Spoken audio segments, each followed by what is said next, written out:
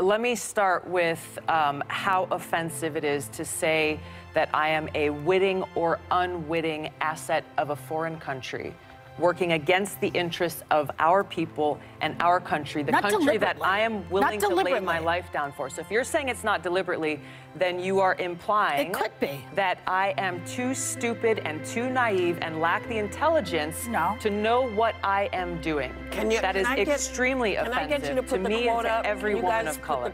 In a heated exchange on The View, Tulsi Gabbard defended herself against accusations of being a Russian asset. The confrontation began when Joy Behar questioned Gabbard's frequent Fox News appearances.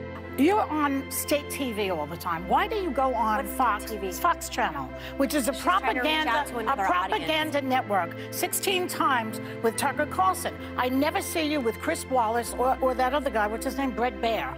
Well, why aren't you on with them? They're definitely middle of the road. Why do you go on with Tucker, who's a liar and a propagandist? The accusation of being a Russian asset had been a recurring theme in criticisms against Gabbard, and she took this opportunity to address it head-on. Media across spectrums were reporting about what Hillary Clinton just said about Tulsi Gabbard. You raised the second issue about why I go on Fox News. Yeah.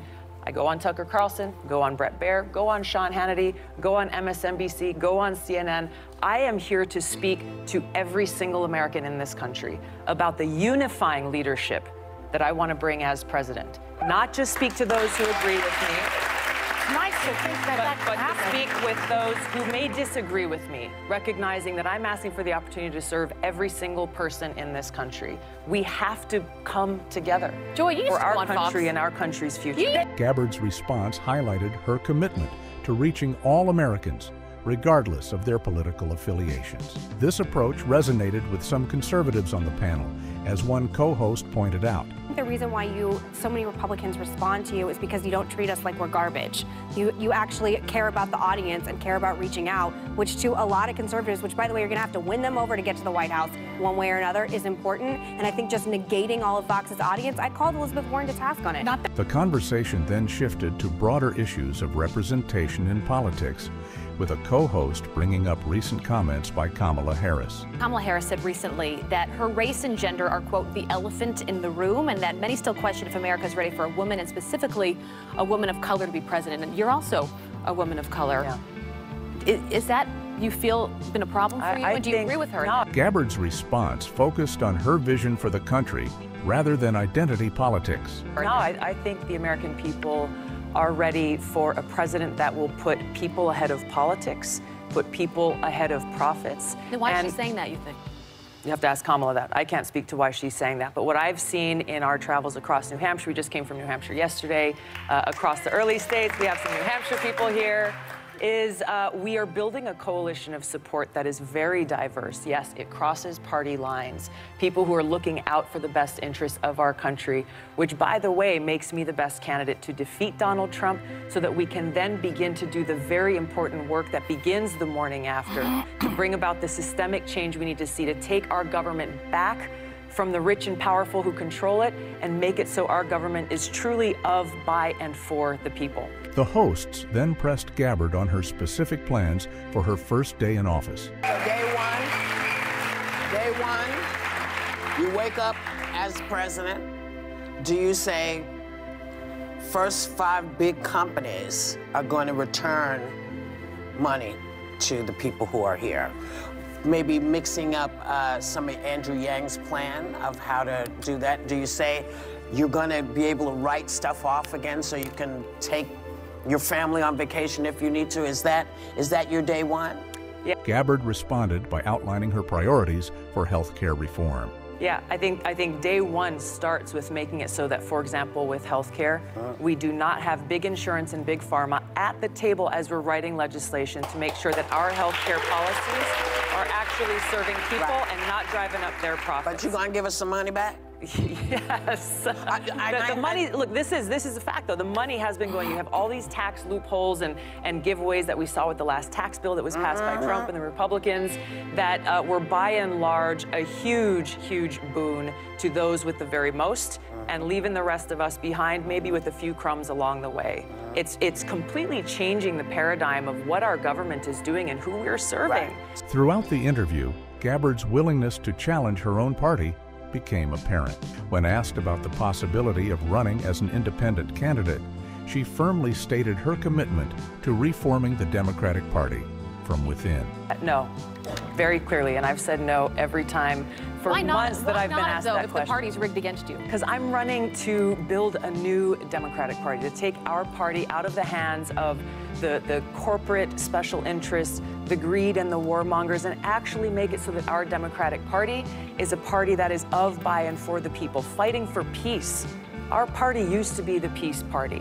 What happened to that? Actually be the party for the people, protecting our planet and fighting for peace. The conversation then circled back to the accusations of being a Russian asset, with one of the hosts expressing concern about the nature of such allegations. I think my biggest problem among many with Hillary's comments were if that were something people in Congress actually believed, there should be an investigation.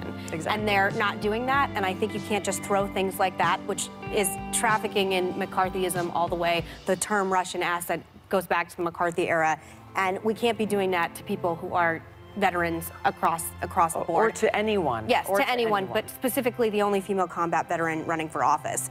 Gabbard's presence on The View sparked intense reactions, leading to a discussion about why she seems to trigger strong responses from both sides of the political spectrum. You evoke really strong reactions from people. I know what that's like, from the left and the right. And you seem to be a threat to both sides. Why do you think you trigger so many people in so many different ways? Because I don't completely understand it, but I myself am a trigger, so maybe that's why I don't get it. Gabbard's response to this question revealed her understanding of her role as a disruptor in the political landscape.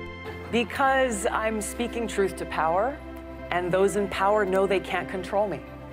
So they view me and the truth that I'm speaking as a threat to that power base. Whether you're talking about the military-industrial complex or the political elite who are in power in both political parties in Washington, those who would rather do all they can to maintain their own selfish special interests, to include self-serving politicians, rather than actually being a champion for, being a voice for, and speaking up for the people in this country who are struggling and who are facing many great challenges and who I'm seeking to serve. All right. The interview also touched on the sensitive topic of gun control, with one host expressing appreciation for Gabbard's stance. You're also not going to take my guns. Appreciate that too. Right. This comment highlighted the complex political landscape Gabbard navigates, appealing to both conservative and progressive voters on different issues. I am here to speak to every single American in this country about the unifying leadership that I want to bring as president. Not just speak to those who agree with me, It's nice to think that but to speak with those who may disagree with me, recognizing that I'm asking for the opportunity to serve every single person in this country. Throughout the interview, Gabbard consistently returned to her message of unity and her vision for a reformed Democratic Party. She emphasized her commitment to serving all Americans, regardless of their political affiliations. Tulsi Gabbard's appearance on The View showcased her ability to stand firm against tough questioning and accusations. Her unwavering commitment to her beliefs and willingness to challenge both parties demonstrate why she remains a polarizing yet intriguing figure in American politics. As the presidential race intensifies, Gabbard's unique voice will undoubtedly continue to spark debate and discussion across the political spectrum.